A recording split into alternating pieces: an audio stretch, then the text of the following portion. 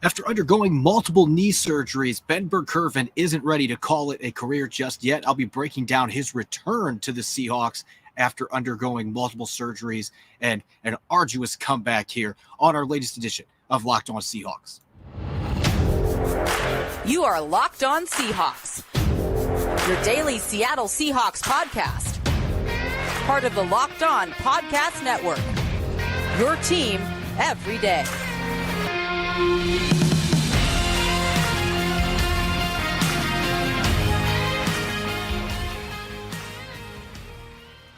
Greetings, 12. This is Corbin Smith, host of the Locked On Seahawks podcast, your daily Seahawks podcast, part of the Locked On Podcast Network, your team every day. Glad to be doing the show today live from the VMAC after today's second Seahawks training camp practice. Wasn't open to the public. It'll be open tomorrow in their third training camp practice. Going to be diving into some observations from day two and a exclusive interview with Seahawks guard Phil Haynes here at the VMAC. Looking forward to sharing that as well. A special thanks to all the 12s for making Locked On Seahawks your first listen 5 days a week. We greatly appreciate it. Now for your lead story here on the Locked On Seahawks podcast. Training camp is known for surprises, and maybe the biggest surprise so far for the Seahawks in the early stages of training camp. Ben Burr-Kirven, former fifth-round pick out of Washington, standout tackler for the Huskies, has not played for 2 seasons. He is back with the Seahawks after working out for the team yesterday,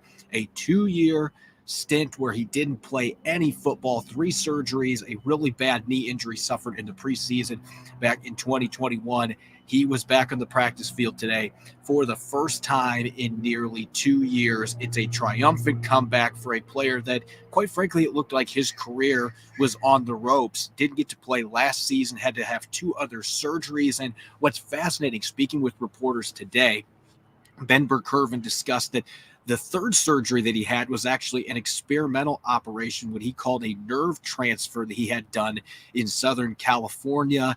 And this is not a surgery that had been done by the surgeon on a professional athlete. Mostly was just for everyday people that were looking to just be able to do everyday things. So if this ends up working out, it could be a breakthrough for the surgeon that did this operation. He was battling drop foot, had nerve issues resulting from that knee injury he suffered against the Broncos in the preseason. And to be able to see him out on the field, being able to play football again, not something that back in March when the Seahawks cut him, that I think many people thought was going to happen, but he made it clear throughout this process. He had a support group. He had the training staff here in Seattle.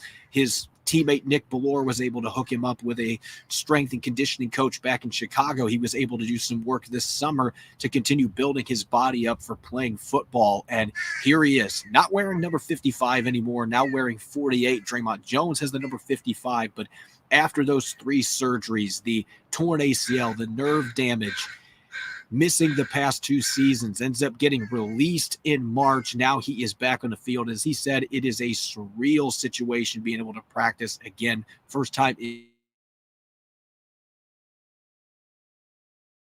nearly 2 seasons that he's out. You look at Ben Burr, he fits with this football team, and we've talked about it some here on the Locked On Seahawks podcast, that yes, you've got Bobby Wagner back. You brought in Devin Bush. You're hoping that Jordan Brooks is going to be back from his own torn ACL at some point early here in training camp. And at the same time, there's a lot of uncertainty behind those 3 players, and that's assuming that Brooks makes it back early in the season. He's still pretty early in his timetable to be able to come back from a torn ACL. So it's possible he could miss a few games at the beginning of the season. Devin Bush has had his own injury issues. Bobby Wagner's 33.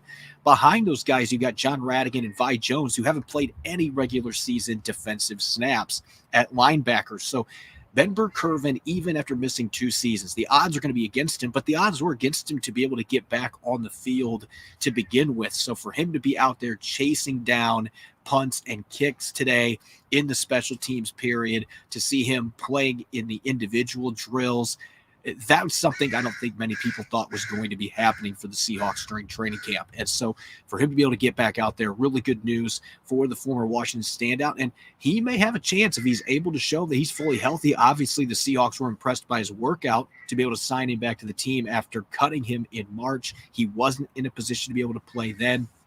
With the depth concerns they have at that position, the injury situation with Jordan Brooks, don't rule out that we could see Ben Burr-Kirven playing for the Seattle Seahawks and making this roster at least as a special teams player. So this is a feel-good story that, at least in my opinion, it has a chance to potentially continue past the next few weeks. Getting back on the field, that is a big victory for him. But he's not here just to be able to put a helmet on again. He wants to make this football team. And he was a really solid special teams player for the Seahawks his first couple years before that injury. So it's a great feel-good story, an outstanding job by him and all the people around him, the support group that he had, being able to get back on the field. It wasn't something coming in this morning I did not anticipate. I know he worked out yesterday. I didn't expect the Seahawks were going to sign him, but being able to see him out on the field, best of luck to BBK for the rest of training camp. Certainly exciting news for a fan favorite here in the Pacific Northwest. Great college career, was an All-American linebacker. Seeing him back out there being able to play the game that he loves. Kudos to him for not giving up and finding his way back on the field. Coming up next here on our Thursday edition of Locked On Seahawks, get to dive into some takeaways from today's second training camp practice for the Seahawks. Now, I will say this right now, and I'll reiterate it later. With it being a closed practice, there's a lot of details that we are not allowed to dive into, so maybe not as many specifics as you guys are accustomed to seeing after training camp practices, but the open practices, we promise that we'll have more insight, a little bit more in-depth analysis from the practices, but there's still plenty to discuss. We'll be diving into some key takeaways, including another strong practice from Jaxon Smith-Njigba, who continues to keep that hype train rolling for the Seahawks here early in his first training camp. We'll get to that storyline and much more coming up next here on our Thursday edition of Locked On Seahawks. This episode is brought your way by eBay Motors. Our partners at eBay Motors have teamed up with Locked On Fantasy Football host Vinny Iyer to bring you some of the best fantasy picks each week, all season long. Whether you're prepping for a draft or scouting the waiver wire, every week we're going to provide players that are a guaranteed fit on your roster. With draft prep underway for the upcoming season, let's see who Vinny has picked out for us for this week's eBay's Guaranteed Fit Fantasy Picks of the Week. When the top tier of quarterbacks is off the board in fantasy football drafts in 2023, there's another line of luxury passers and runners who are guaranteed to fit your starting lineups each week. One of them is Bears quarterback Justin Fields, who started rolling out of the garage last season and is bound to jump into the fast lane this season. This time, on top of his huge rushing total, Fields can deliver improved stats in the air, with DJ Moore now leading Chicago's improved wide receiver core. With eBay Guaranteed Fit and over 122 million parts and accessories for your vehicle right at your fingertips, you can make sure your ride stays running smoothly. Air filters, brakes, batteries, taillights, alternators, shocks, struts, you name it, eBay Motors has it, and they'll make sure it's the right fit for your car, because eBay Guaranteed Fit helps you understand exactly what part you need for your vehicle the first time. So go forth, switch gears, crank the AC, say goodbye to sweating it out if your ride needs a little fixing, because now you know you'll always be set for success from the get-go with eBay Guaranteed Fit. Everything your vehicle is calling for is just a click away. For the parts and accessories that fit your vehicle, just look for the green check. Get the right parts, the right fit, and the right prices. ebaymotors.com. Let's ride. eBay Guaranteed Fit, only available to U.S. customers. Eligible items only. Exclusions apply. You're listening to the Thursday edition of Locked On Seahawks, here reporting from the VMAC. Really excited. I'm your host, Corbin Smith, for training camp to be underway for the Seattle Seahawks. And today was a closed practice. And again, going to be reiterating this. There's some details. Can't dive into formations and offensive, defensive sets and things of that nature. But with that being said, there's still plenty to discuss coming out of today's training camp practice. A special thanks to all the 12s for listening in and making Locked On Seahawks your first listen 5 days a week. We greatly appreciate it. For our everydayers, tomorrow is training camp practice number 3. It is an open practice, so we're going to have tons of insight and analysis coming your way, coming out of training camp practice tomorrow. So make sure that you're listening in. Today was day 2, practice number 2 for the Seattle Seahawks at the VMAC. And with it being a closed practice, again, there's some limitations in what we can report, but maybe the first thing that jumped out to me from today's practice, as soon as the Seahawks started their 7-on-7 and then their 11-on-11 period, being able to see the offensive line, Olu Oluwatimi in the middle with the first team offense. Yesterday it was Evan Brown, but the rookie, the 5th rounder out of Michigan, he's already getting his opportunity to try to win that job. So that's the first thing that really jumped out to me today. And looking at what he did on the field, there's some limitations with non-contact He's not going to be driving guys off the ball right now until the pads come on. But Geno Smith talked about it. It's a seamless transition so far with Oluwatimi coming from Michigan. And to an extent, we expected that. This guy has over 3,500 snaps under his belt at the college level at Virginia as well as Michigan. And getting that opportunity today, his first chance with the first team. I was watching him snap to Geno Smith, and the snaps were crisp. Didn't have any that went over his head. Evan Brown had one snap that got away from him the day before. It's just one play. But in a tight race like this, when you're looking to win a starting job, all of those mistakes get magnified. And so that's certainly the case for Evan Brown here. He's got this upstart rookie coming after him that comes in with so much more experience than you typically see from a rookie center coming into the league. With all those snaps and playing in a pro-style offense like Michigan employs, Oluwatimi was expected to come in and be a more seasoned, more pro-ready player. And now him getting this opportunity, you see the crisp snaps. And I was paying attention. Again, you can't see exactly or hear exactly what's being said out there, but he was making the line calls on run plays and pass plays, that seamless transition that Geno Smith is talking about. And so this kid is way ahead of the curve. Does that mean he's going to win this job? Evan Brown's going to do everything he can to try to secure the starting job after being in the first team offense to start training camp. But it's clearly evident the Seahawks are going to give this rookie every opportunity to win the job, as they should. I mean, you'd love to see Seattle, who has not been able to find that long-term starter at this position, really since they traded away Max Unger. They got a few good seasons out of Justin Britt, but it has been a revolving door at the pivot position. You would love a rookie, a fifth rounder, to come in and win that job and be your starter for the next 4 years. Right now, they're guaranteed they're going to have a new starter at the position for the third straight year. They've been rolling through players time after time again at that spot. So if you can get Oluwatimi ready to go and he can win this job, that would be a big win for the Seahawks, both short-term and long-term. He's going to get every opportunity. This was his first chance to play with the ones. When the pads come on, we'll have a little better idea who's going to stand out there.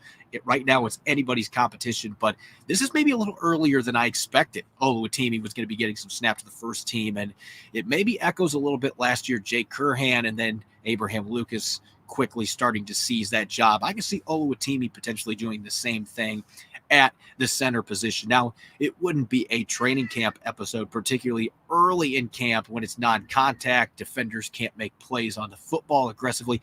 It wouldn't be a training camp episode without talking about the receivers. And as I talked yesterday with Rob Rank, Jaxon Smith-Njigba, really impressive first practice with the Seahawks, and D. Eskridge had a big day. Now, today, can't go into the specifics, but maybe not as big of a day for Eskridge, but Jaxon Smith-Njigba, you could see the catch on the Seahawks Twitter account, their social media accounts.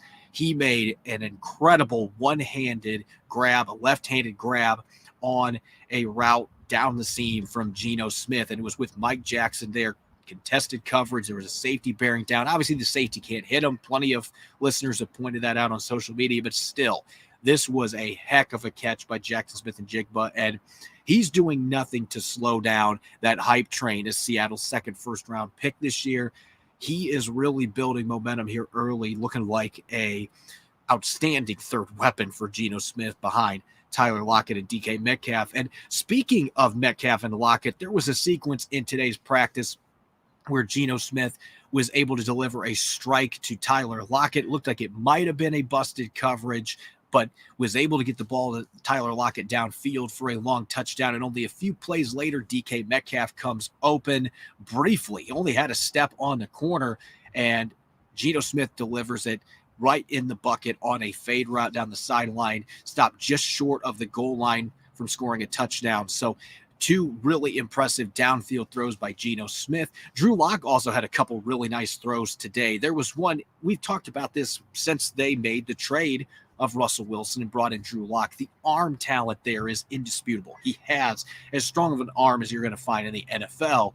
He rolled out to his left and off his back foot threw a missile to Cade Johnson, who had just enough separation to get by the corner and then slipped into the end zone. And there was a second touchdown to Cade Johnson on a fade route as well. So it's been a nice little start here for Drew Lock to start his second training camp with the Seahawks. And Geno Smith is throwing the ball really well, too. You expect the passing game is going to win in these practices with it being so limited for the defense in terms of what they can do. At the same time, you really are excited to see the possibilities with this receiving core. Even some of the secondary receivers that are on the depth chart are coming up with some big plays. Matt Landers yesterday, undrafted rookie out of Arkansas, and then Cade Johnson today coming through with some big catches. Now switching over to the defensive side of the football. Again, can't dive too much into the specifics of these plays, but Jarran Reed, one of the more fascinating comments that Pete Carroll made after yesterday's practice, he was saying that Jarran Reed was going to be playing nose tackle for this football team at least part of the time, and so far that's been the case. Yesterday he was playing alongside Draymond Jones in the interior. They were using him in a similar capacity today as well, and he was really disruptive. As much as you can be in these practices with there not being real football played in the trenches, no pads on, nonetheless, able to see that he still got plenty of juice. He was on the nose in the middle of that defense.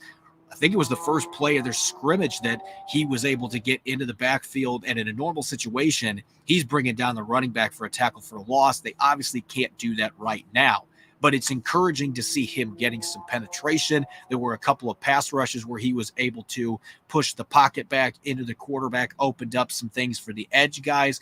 And I know that there's been this narrative, and the film backs it up to an extent. Jarran Reed did not have one of his best seasons last year for the Green Bay Packers. At the same time, when he played well, Green Bay's defense was much better. If the Seahawks can get that consistency back from him that he demonstrated for the last couple of years that he was in Seattle, he doesn't have to get 10 sacks like he did in 2018.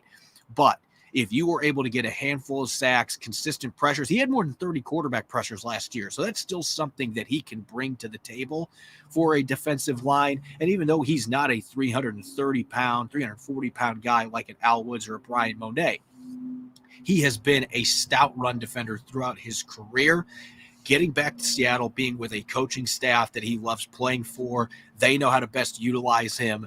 I'm curious to see how things play out, but this has been a really good start for number 90 here in his return to Seattle. Both he and Bobby Wagner have looked really good in these first couple practices, as much as you can evaluate with there not being pads on. And that leads to my last thing here. We talked about Bobby Wagner some yesterday. I got to talk about him again because there has been this, again, a narrative out there, and I don't think he is the athlete that he was when he was 25, 26 years old. He's 33.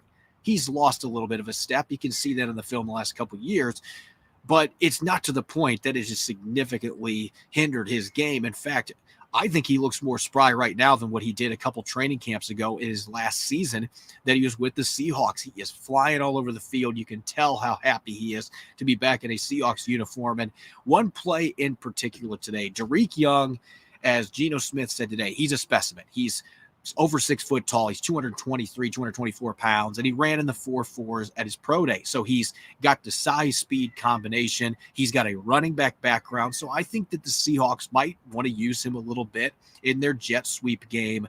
And today they tried to do that, and Bobby Wagner quickly erased that. And that was one of the plays that really jumped out to me. You can see the run and chase ability.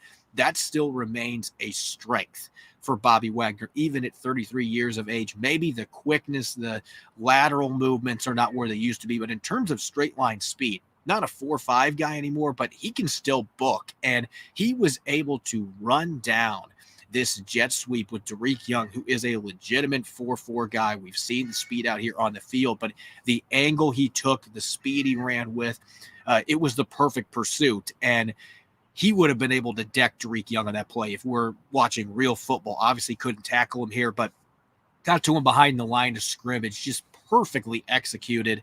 And we know the run defense issues the Seahawks had last year. Just getting that type of pursuit, it really is leadership by example that the Seahawks badly needed in the middle of their defense. And so hopefully that's going to carry over into the game action. He was doing it a lot last year. There's going to continue to be the questions. What does he look like in coverage? What are the Seahawks going to do with him in that aspect of his game? But there's no denying this guy can still get downhill, and he can make a bunch of plays in the run game, and he'll surprise you. Again, I think he looks more spry right now, and maybe just because of the first couple of days of camp, but there's a hop, there's a bounce in his step right now. And he posted it on social media yesterday. He feels like he has a lot to prove.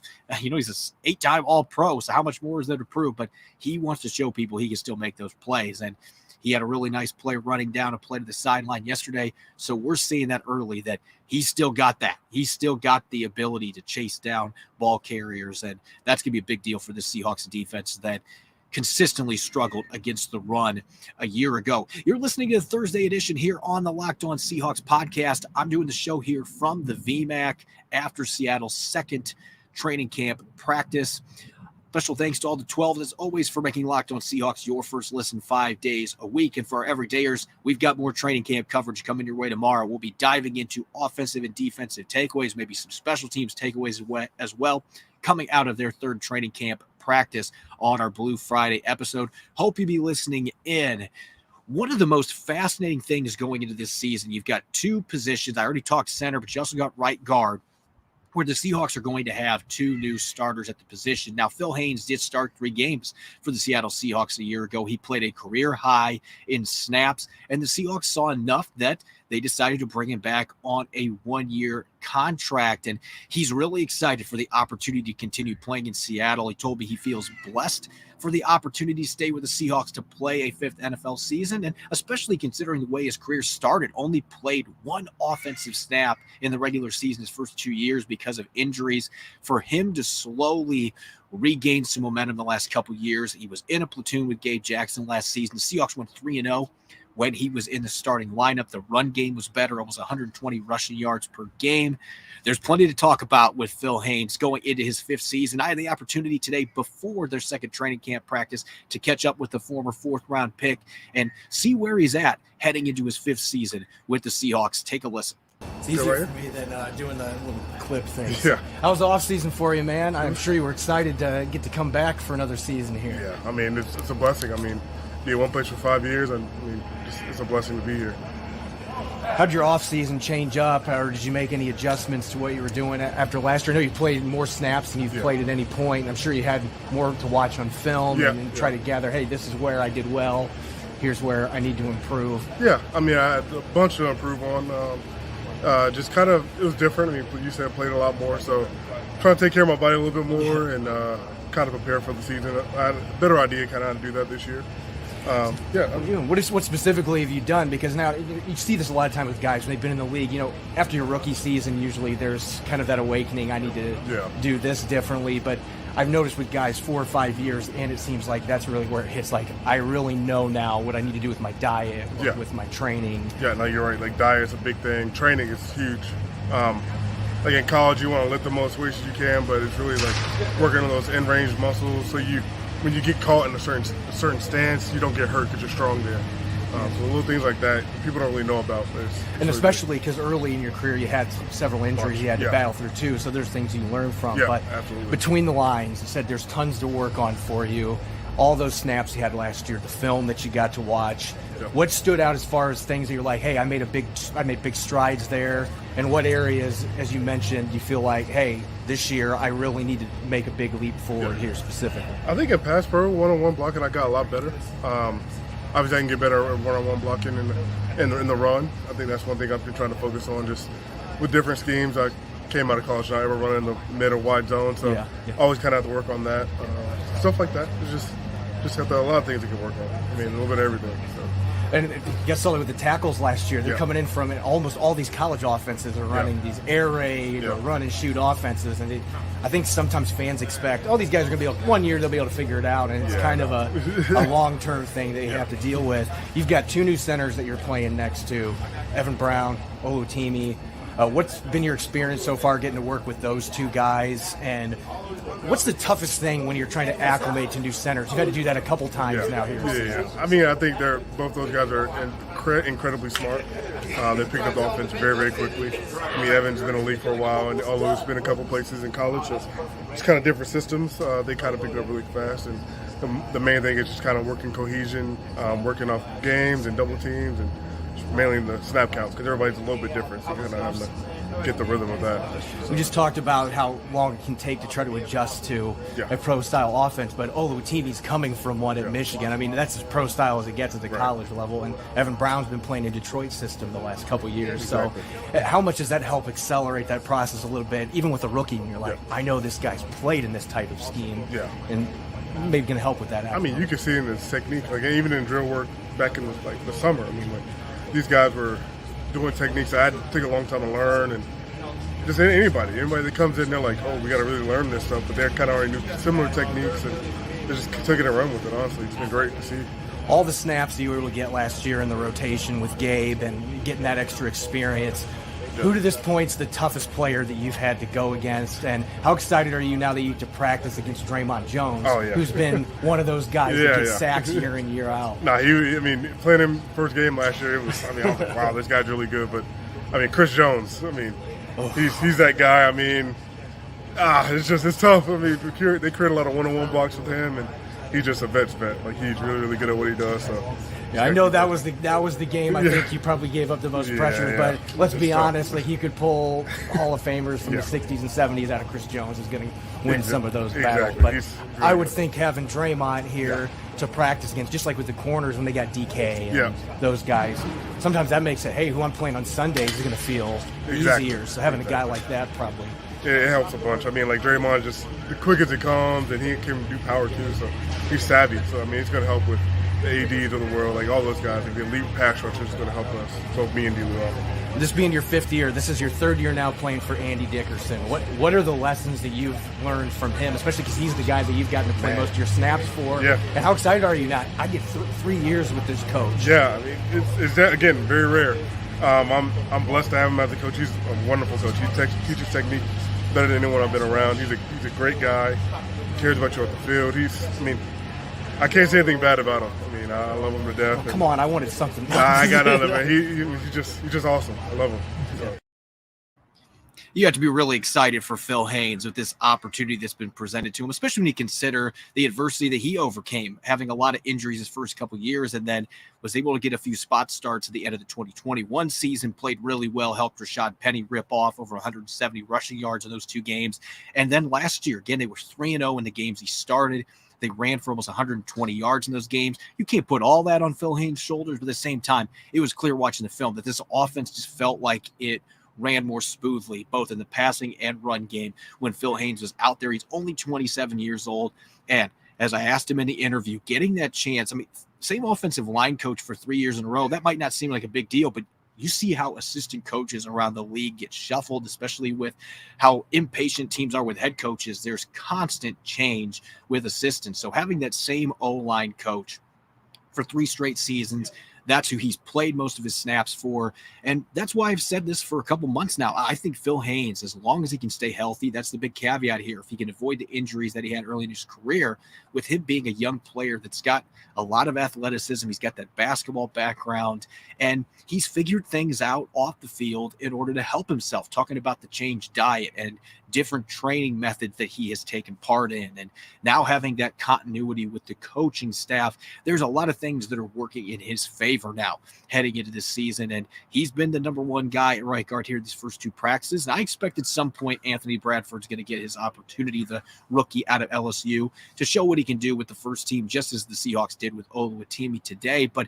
this does feel like this is a little different situation than at center, where this feels like Phil Haynes, especially them giving him a $4 million 1-year deal, that they're looking at this as more of an audition for him. Can you still be a long-term guy for us at the right guard position? So it's an exciting competition, but it feels like there's a bit more separation there that's in favor of Haynes, especially with the way that he played in that platoon with Gabe Jackson a year ago. Going to continue to be a position to watch closely as training camp unfolds. As always, you can follow me on Twitter at Corbin Smith NFL. You can subscribe and follow Locked On Seahawks on YouTube and wherever you listen to podcasts to make sure that you don't miss a single episode. Coming up tomorrow, we're going to continue diving into all the sights and sounds of training camp on our Blue Friday episode, offensive, defense, maybe some special teams takeaways at an open practice here. Looking forward to breaking it all down and hope you'll be listening in. Enjoy the rest of your Thursday. Happy football season. Go Hawks.